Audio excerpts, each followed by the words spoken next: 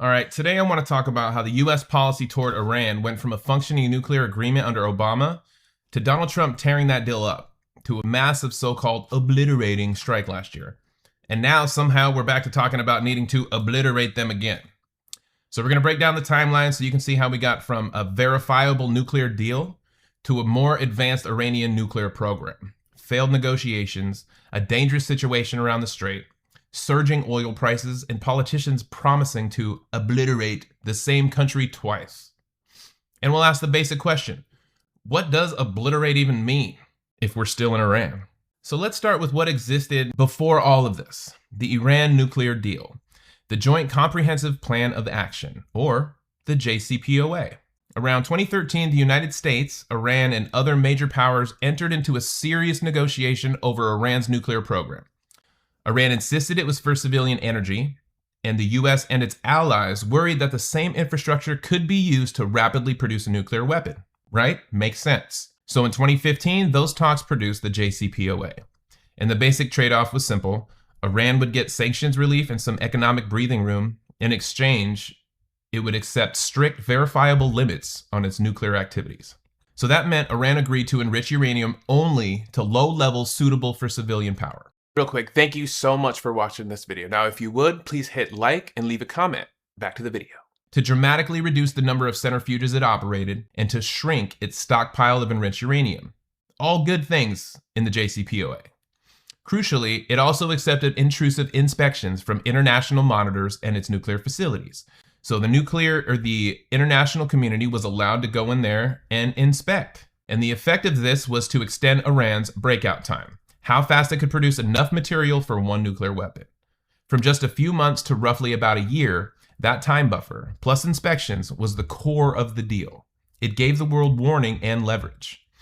And independent inspectors repeatedly reported that Iran was complying with these nuclear provisions in the early years.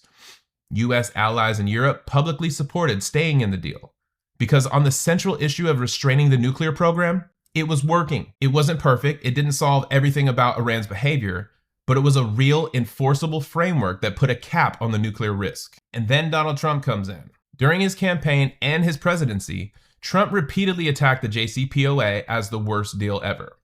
A big part of that criticism was political. It was basically because Obama did it. It was an Obama-era achievement, and he was complaining that he didn't think it addressed every single problem the US had with Iran. So in 2018, he followed through on the rhetoric and announced that the United States was withdrawing from the JCPOA. He promised he would secure a much better deal that would fix everything he didn't like, from sunset clauses to missiles to regional behavior. The issue was that there was no detailed, realistic alternative agreement ready to go. There was no clear plan for how to force Iran into accepting far tougher terms after the US had just walked away from a perfectly good deal. And the administration reimposed severe economic sanctions under a maximum pressure policy aiming to crush Iran's economy and force new concessions. US allies in Europe opposed this move, tried to keep the deal alive on their own, and warned that leaving would weaken nuclear controls and isolate Washington diplomatically. And this was the first big break in the story. Instead of working with the deal to strengthen it, the US walked away completely, assuming pressure alone would deliver something. But it didn't. Iran's response, initially, they stayed mostly within the JCPOA limits, hoping that the remaining parties could keep some economic benefits alive. But with full US sanctions back and Europe unable to compensate, the promised relief never really arrived. Over time, Iran calibrated retreat from its obligation. It started enriching uranium to higher levels than allowed under the deal. It expanded its stockpile beyond the agreed caps. It installed more advanced centrifuges.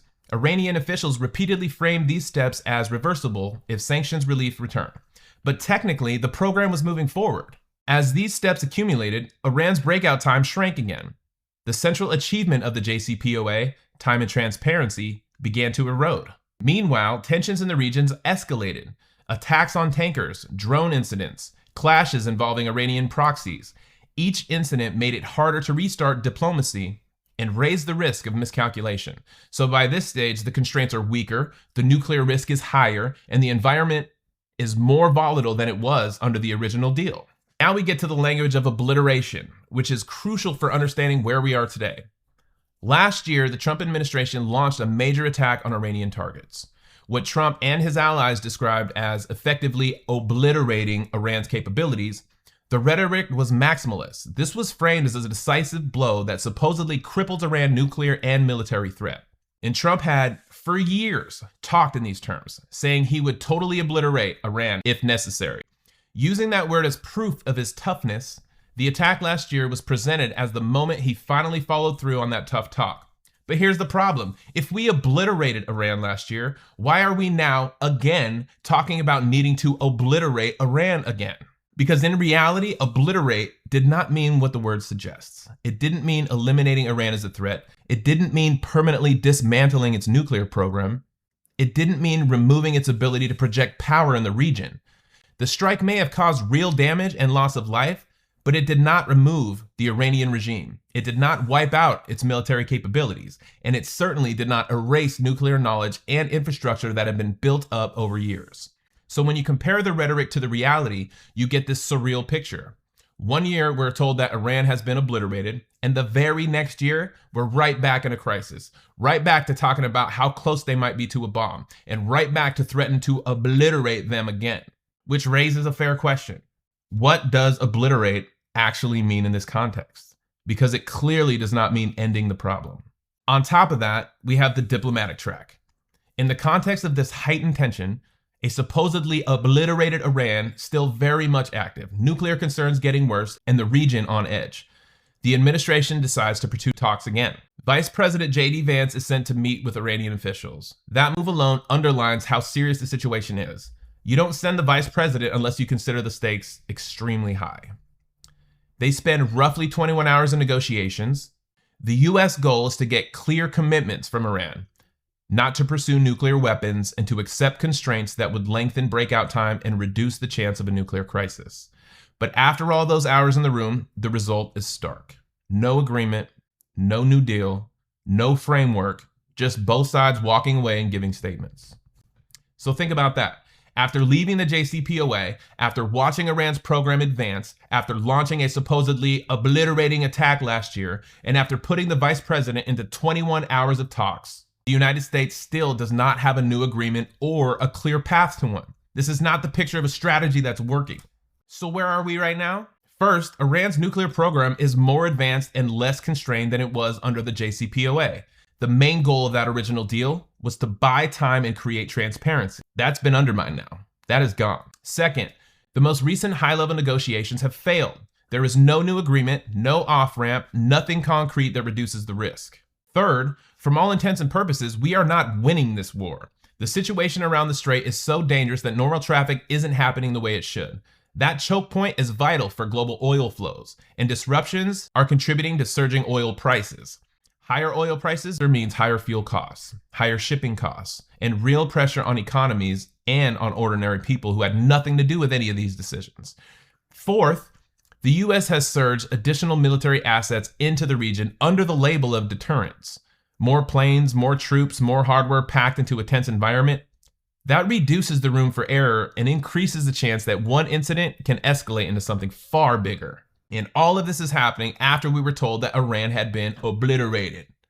So when you step back, the picture looks like this.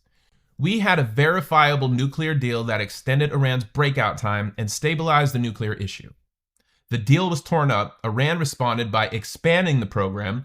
Tensions rose, and obliterating strike last year was sold as a decisive solution, but clearly did not resolve the underlying problem. High-stakes negotiations have failed. The Strait is effectively not open in any normal sense. Oil prices are surging, and there's no clear end in sight. In that context, when Trump and his allies talk again about needing to obliterate Iran, we have to ask, what did the first obliteration actually accomplish? And how many times can you promise to obliterate the same country before we admit the world is being used to cover for a strategy that simply isn't working? That's not strength. That's a cycle. Create a crisis, use maximalist language like obliterate, fail to solve the underlying problem, and then repeat the same language again when the crisis predictably returns. And if we care about outcomes, about reducing nuclear risk, stabilizing the region, keeping critical waterways open, and protecting the global economy, we have to judge this not by the rhetoric, but by the results. And the results are not good. Hit subscribe. I would love to know what you think in the comments. And thanks for tuning in to Almost Above Average. See you on the next one.